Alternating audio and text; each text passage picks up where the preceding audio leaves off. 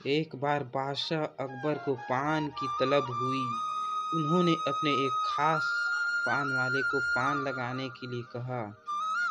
उसने पान बनाकर बादशाह को दे दिया। बादशाह ने चुपचाप पान खाया और उस पान वाले को अगले दिन आधा किलो चूना दरबार में लेकर आने को कहा। वह नहीं जानता था कि बादशाह ने ऐसा क्यों किया। वह चुपचाप चूना लेने बाजार चला गया। उसने दुकानदार से आधा किलो चूना मांगा। दुकानदार ने उससे पूछा कि इतना चूना क्यों खरीद रहे हो। उसने बताया कि किस तरह उसने बादशाह को पान दिया था। दुकानदार को समझाते देर न लगी कि कुछ गड़बड़ है।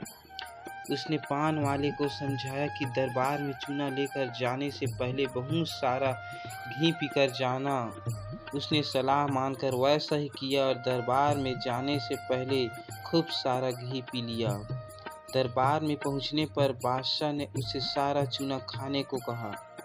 वह हैरान रह गया। उसने उम्मीद न थी कि बादशाह ने उसे चूना इसलिए मंगवाया था, लेकिन वह तो उसके लिए तैयार था, इसलिए उसने सारा चूना खा लिया। उसके बावजूद उसे कुछ नहीं हुआ तो बादशाह ने उससे कारण जानना चाहा। उसने अपनी और दुकानदार की बातचीत के बारे में बादशाह को बता दिया। अब बादशाह उस व्यक्ति से मिलने को उतावले हो रहे थे जिससे उनके मन की बात को पहले ही जान लिया था। बादशाह ने हुक्म दिया कि उस दुकानदार को अगले दिन दरबार में हाजिर किया जाए। अगले दिन उस दुकानदार को दरबार में लाया गया। बादशाह ने उससे पूछा कि वह उसके मन की बात को कैसे समझ गया।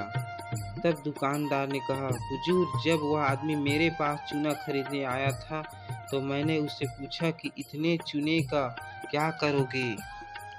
मुझे उसने बताया कि उसने आपको पान बनाकर खिलाया और फिर आपने उसे चूना लाने का हुक्म दिया। तब मुझे समझते देर न लगी कि जरूर गलती से इसने पान में चूना थोड़ा ज़्यादा लगा दिया होगा, जिससे बादशाह के मुंह में छाले हो गए होंगे और इसी का एहसास करवाने के लिए अपने उसे चूना मंगवाया। मैंने इस सलाह दी कि दरबार में जाने से पहले घी पीकर जाना, जिससे अगर तुम्हें चूना खाना भी पड़े तो उसका असर कम हो जाएगा।